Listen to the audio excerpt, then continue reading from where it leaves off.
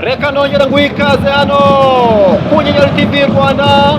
Penalty shootout Rayon Sports ikipe ya PRFC nyuma y'amakipe anganyije igitego kimwe kuri kimwe mu 90 final peace cup ndetse n'icyegukana penalty shootout.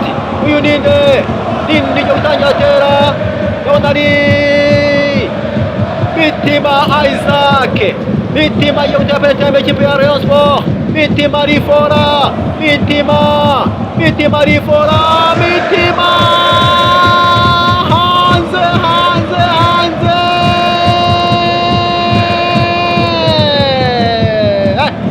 Mitima ibi ni ibiki? Mitima ikipe itanga ku kiranguzo, mana Mitima we,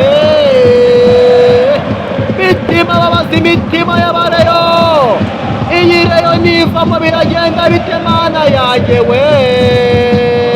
Umupira nta nubwo ugeze mu izamu, nyezamu ntawufashe ntawuteye, ariko mana Mitima we.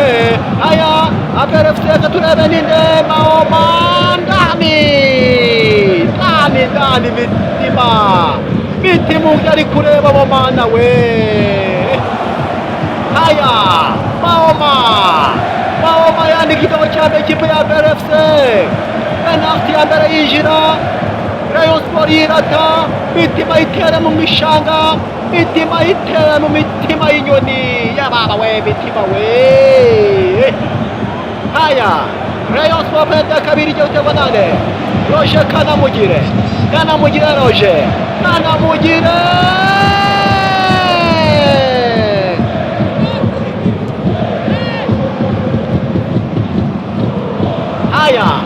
Rayon Sports ya penalty ya kabiri igiye kwitera Rayon Sports. Uyu ninde ndabona ari Kanamugire ndani, Kanamugire Roger penalty. Ariko umuzamu wa PRFC, uyu muzamu wa PRFC rwose ndabona nari biri hanze, ariko uyu muzamu wa PRFC mana we.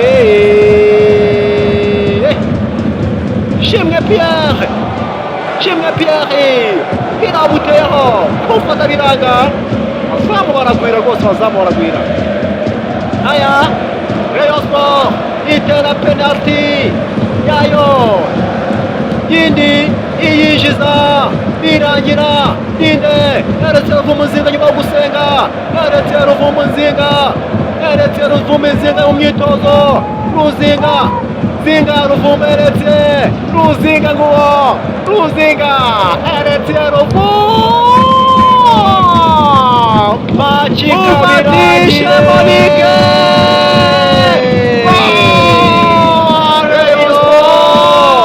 nongeye kwisubiza icyubahiro nyuma yo kunganya n'ikipe ya PRFC igitego kimwe kuri kimwe mu minota 90 y'umukino. Umwanya wa penalty shootout Rayon Sports ikaba isoje match itsinze penalty 3-1. Ruvumeretse Nzinga yongera guhesha icyubahiro abareyo, ari nako Mitima Isaac yari yabanje kubabaza imitima y'abareyo. Haya Rayon Sports ikomeje kwandika amateka imbere y'ikipe ya PRFC. Nyuma yaho Adil Mohamed amaze imikino irenga 50 yose adatsindwa, nyuma yaho amaze kugendera abareyo bongeye kwinyana mu isunzu barikamata. Kuva Adil yagenda PRFC ntabwo iratsinda Rayon Sports. Ikintu cyiza cyane Shafter credit wubahwe Shafter, warakoze cyane, warakoze kutwubakira ikipe itanga ibyishimo hano mu Rwanda. Ari na PRFC kandi abafana bayo tubihanganisha, abakinnyi ntako batagize, ariko nyine mwihangane, akaruta kandi karakamira. Ikipe yabazonze, mwihangane nimwihangane. Rayon Sports bibutse ko izasohokera u Rwanda muri CAF Confederation Cup, kubera ko ikipe ya Rayon Sports itsinze PRFC kuri finali y'igikombe cy'amahoro. Penalty 3-1. APR FC yo ikaba izahagarara u Rwanda mu mikino ya CAF Champions League. Ese amakipe azitwara ate? Ese Rayon Sport izongera ikamatira mu matsinda nyuma yaho sezerewe n'ikipe yo muri Libya Al Benghazi ku bintu bitavuzweho rumwe nabyo.